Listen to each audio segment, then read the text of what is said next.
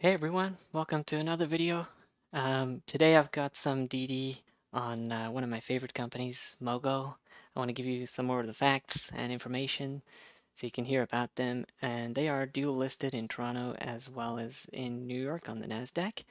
So if you've heard of Square and you're in the United States, they've been compared to them as the baby Square, the Canada version of Square. And they're a small company. They've just recently gotten some attention. We're going to go through some of their catalysts and what's happening.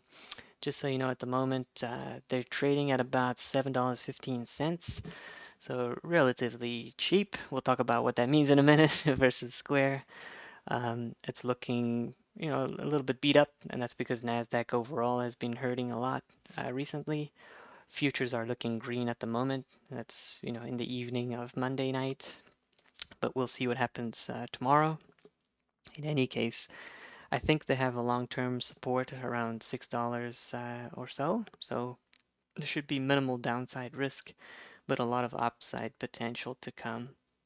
So the reason I'm so excited about Mogo is based on two things. They have exposure to Bitcoin as well as a really slick app that brings a lot of free things into the fold and makes it a pretty nice one-stop shop for customers. I also expect some catalysts coming soon. We'll talk about those in a minute. But let's talk about why I'm so excited about Bitcoin in general.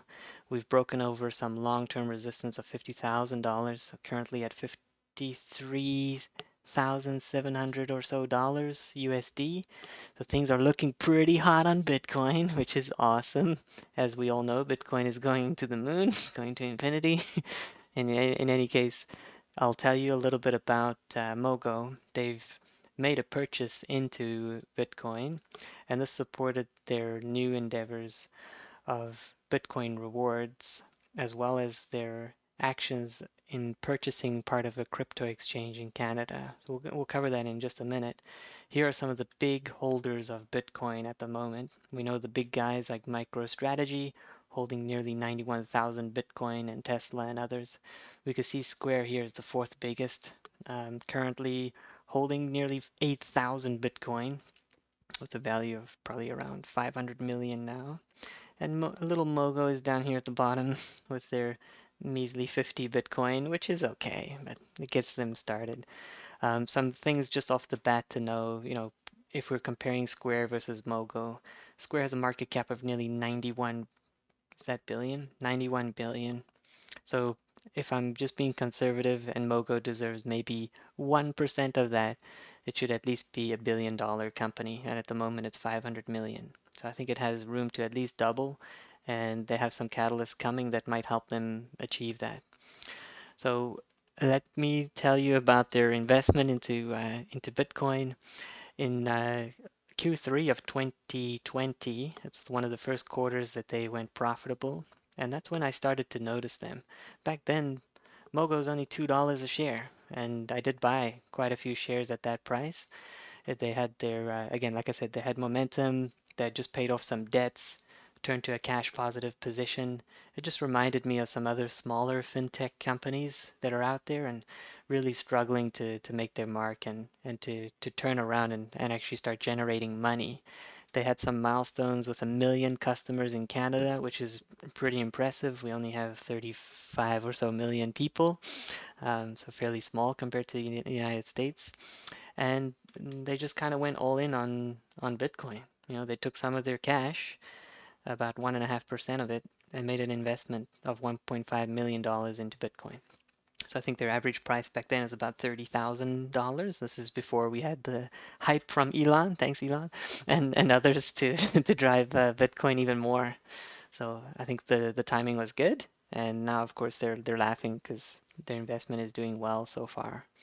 Um, each and every month, on the first of the month, they Mogo lets us know their transaction volume for the month prior, and they haven't told us what February looks like. So I think we're all kind of curious. Why haven't they told us what's going on in February?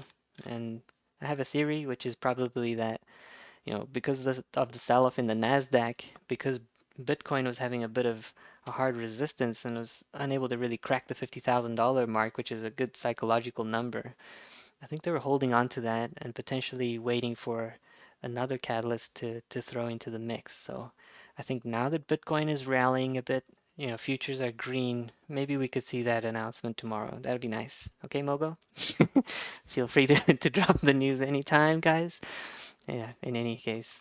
I'm going to go through some of the points made here from Joshua Rodriguez, who posted in the Guru Focus around why he thinks Mogo is kind of the Square Cash app of Canada. Just so that you know, peer-to-peer is the ability to send money between people easily. And Mogo at the moment doesn't do that very well. Actually, they don't do that at all. At the moment, I have the app, by the way, so all you can do is transfer, a wire or a direct deposit, whatever it is, from your bank, your normal bank, into into your Mogo account. And then in there, you could potentially buy Bitcoin or you could load a prepaid Visa and you can use your prepaid Visa to get Bitcoin rewards. That's all they do today. But peer-to-peer would allow me to send money to friends and family and things like that. It just makes the utility of my money through their app that much better. If you think of like Venmo and others, I could request money, I could send money. It's an important step that they take. So Mogo made a purchase of Carta worldwide, I think, worldwide, and that acquisition is going to enable them to do the peer-to-peer transactions. As part of their business plan for Mogo, they have said that in Q1 of 2021, they expect to launch peer-to-peer. So we're almost at the end of Q1, Mogo, and hopefully they have some good news for us at the upcoming quarterly results, or they just drop it whenever it's ready. We're all waiting and anticipating that acquisition, please. I mean that news. That'd be great. So yeah, I think they're looking through Carter worldwide to integrate it and then allow that peer-to-peer. You can see here that it's going to strengthen those wallet capabilities, making peer-to-peer payments possible. Currently, Carta already does international transactions and is a pretty well-established business in its own right. So I think this was a pretty good deal. Back when the acquisition occurred, the share price was only I think $3 or $4, and it had to be above 7.45. This is Canadian dollars for the deal to close. And that was a strong signal, I think, to investors that they had such great confidence in the share price rising in order for the deal to close. And it really did very quickly. And that was, of course, thanks to Bitcoin and those types of things. But anyhow, the deal did close. Um, Hopefully, we hear about the integration soon. If you've never heard of Mogo, they offer a couple of different products. One of them is a credit score that you get for free from Equifax. I know Equifax got hacked a while back, but free credit monitoring is always nice. I used to actually pay Equifax for credit monitoring. Now I don't need to anymore. It's free, so that's awesome. They do offer a free solution for identity fraud protection. So that's just looking through your SIN number and your name and whatever else to see if someone's applied for credit on your behalf somewhere. So if you don't do anything except want free credit score and free, identity fraud protection, Mogo is a great product. You could get the app and you could have that for free and use no other services. They boast that that saves you, 200 and something, $270 a year. So personally, I used to pay about, I don't know, $40 a month for that. So I guess they're not wrong. Um, and I appreciate it. What I do like about the app is it gives push notifications fairly often. So if there's an update or if there's no update, it just lets me know like, hey, for the past month, no changes, you're good to go. So I appreciate that. They offer a prepaid Visa card that earns Bitcoin rewards. And this is what actually made me want to sign up at first. Um, I'm very bullish on Bitcoin. And in Canada, it's hard to acquire Bitcoin. We have some apps like ShakePay. Um, we have maybe Simple and a few other providers. It's kind of difficult to get the Bitcoin or any other crypto for that matter. Even for example, ShakePay, you can only get Ethereum or Bitcoin. But what about Dogecoin? What about the others? So it's not easy. So I was pretty excited about that. and that's what made me learn more about the company in general. So I do have this. It's not too shabby. The only thing I don't like is, you know, not your keys, not your coins, right? So they make it convenient to buy Bitcoin and to save, but I can't transfer the Bitcoin anywhere. So it's as safe as they say it is, which is meaning they have cold storage insurance, and hopefully they don't get hacked, and hopefully the company doesn't go bankrupt, and it's not a Ponzi scheme. But so those would be my only reservations. But they do make it quite easy to purchase. Some of the things I don't like is that when you redeem your Bitcoin, the only thing you can do is send it over to your bank. And I think that's, in their words, they've said that that's because of uh, the regulations in Canada. So that you always have to know your customer, even when it comes to crypto. So they're trying to accommodate those rules. They really do need to add on more banking services, then it can be an all-in-one solution, which would be great. They offer loans. I think the rate is fairly high. They offer up to $35,000, for whatever your needs are. On the app, it's like dead easy. You just click two buttons and it will let you know your rate. It'll let you know like all those details. Mogo is big on helping young investors, I think. That's their demographic they're after.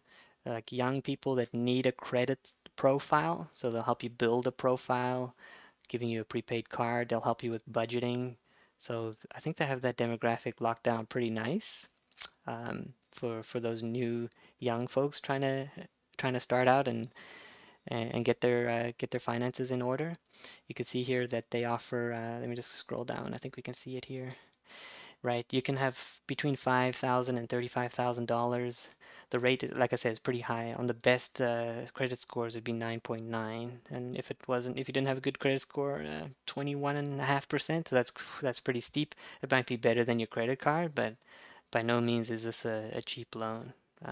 But anyway, something they offer. It's something that they do through a third party, so it's not directly them. Um, but they do obviously have expertise and offer that. And mortgage, I was pretty excited about when I saw that in the app. Didn't expect it, but something they do have. And the rates are pretty dirt cheap. 5-year fixed in Canada at 1.84 is pretty competitive from what I've seen at the other banks. A variable rate of 1.4. I mean, I might be tempted to put my own mortgage on this when it's up for renewal in a few years.